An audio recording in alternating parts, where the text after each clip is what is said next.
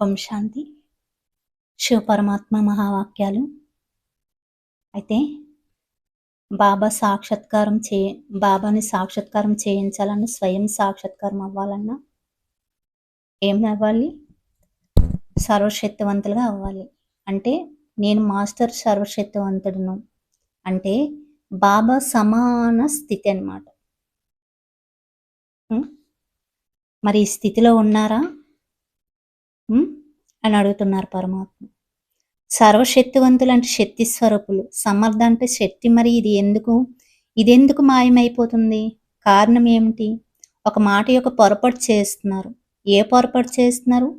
బాబా సాకారం నుండి అలంకారం అవ్వండి అని చెప్తున్నారు, కానీ మీరేమవుతున్నారు అడుగుతున్నారు. బాబా సాకారం నుండి అలంకారంగా అవ్వండి అని చెప్తున్నారు పరమాత్మ. మీరేమవుతున్నారు? అలంకారానికి బదులు దేహాలంకారిగా అయిపోతున్నారు, దేహ అహంకారిగా అయిపోతున్నారు. బుద్ధి యొక్క అహంకారిగా, పేరు గౌరవం యొక్క అహంకారిగా అవుతున్నారు. సదా ఎదురుగా అలంకార స్వరూపం యొక్క గుర్తు ఉన్నప్పటికీ స్వయం యొక్క అలంకారాలను ధారణ చేయటం లేదు. ఎలా అయితే హద్దు యొక్క రాజకుమారులు సదా స్వయం అలంకరణ యొక్క వ్యక్తిత్వంలో ఉంటారో, అలాగే బ్రాహ్మణ కులం యొక్క శ్రేష్టాత్ములైన మీరు సదా అలంకారాలతో అలంకరించబడి ఉండాలి. ఈ అలంకారం బ్రాహ్మణ జీవితం యొక్క శృంగారం, దేవత జీవితానికి కాదు. మీ అలంకారం యొక్క శృంగారాన్ని సదా స్థిరంగా ఉంచుకోండి. కానీ ఏం చేస్తున్నారు? ఒక అలంకారాన్ని పట్టుకుంటే ఇంకొక అలంకారాన్ని వదిలేస్తున్నారు. శాంతి పట్టుకుంటే శక్తిని విడిచిపెట్టేస్తున్నారు. శక్తి ఉంటే శాంతిని విడిచిపెట్టేస్తున్నారు. ఏంటి అంటే అలంకారం అంటే ఇవే కదా, దైవ గుణాల యొక్క అలంకారం. ఒకటి ఉంటే ఒకటి ఉండట్లేదు అంటున్నారు పరమాత్మ. ఒక అలంకారం పట్టుకుంటే ఇంకొక అలంకారం వదిలేస్తున్నారు. కొంతమంది 3 పట్టుకుంటున్నారు, కొంతమంది 4 పట్టుకుంటున్నారు. బాబ్దాదా కూడా పిల్లల యొక్క ఆటను చూస్తూ ఉంటారు. భుజం అంటే శక్తి, ఈ శక్తి ఆధారంగానే అలంకారిగా అవుతారు.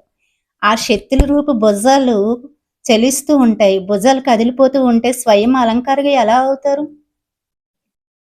అందువలన ఎంత ప్రయత్నించినా అలంకారిగా అవ్వాలనుకున్నా అవ్వలేకపోతున్నారు. ఏ ఒక్క మాట స్మృతి ఉంచుకోవాలి, ఏ రకంగా కూడా అహంకారిగా అవ్వకూడదు, కానీ అలంకారిగా అవ్వాలి. సదా అలంకార స్వరూపంలో స్థితిలో అవ్వని కారణంగా స్వయం యొక్క మరి బాబా యొక్క సాక్షాత్కారం చేయించలేరు. అందువలన మీ శక్తుల రూప భుజాలను గట్టిగా చేసుకోండి, లేకపోతే కనుక అలంకారాలను ధారణ చేయలేరు. అలంకారాల గురించి తెలుసు కదా, తెలుసు కూడా, మరి వర్ణన కూడా చేస్తున్నారు, చూస్తున్నారు కదా. వర్ణన చేస్తున్నారు కానీ ధారణ చేయలేకపోతున్నారు. ఎందుకు? బాబ్దాదా పిల్లల బలహీనతల యొక్క లీలను చూస్తున్నారు. ఎలా అయితే ప్రభు యొక్క లీల అపరం అపారమైనదో, అలాగే పిల్లల యొక్క లీల కూడా అపరం అపారమైనది. రోజు కొత్త రంగులు చూపిస్తున్నారు, మాయ రంగులో రంగరించబడి ఉంటున్నారు.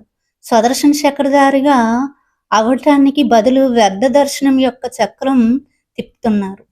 ద్వాపర యుగం నుండి వ్యర్థ కథలు చాలా అభిరుచితో వినటం మరియు వినిపించటం అలవాటు కనుక ఆ సంస్కారం ఇప్పుడు కూడా అంశరూపంలో వస్తుంది.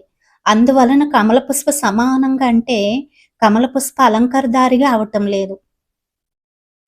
కమలానికి బదులు బలహీనంగా అయిపోతున్నారు. ఇతరులకు మాయుజిత అయ్యే సందేశం ఇస్తున్నారు, కానీ స్వయం మాయుజితిగా ఉన్నానా లేదా ఇది ఆలోచించటం లేదు. అందువలన అలంకారంగా అవ్వటం లేదు.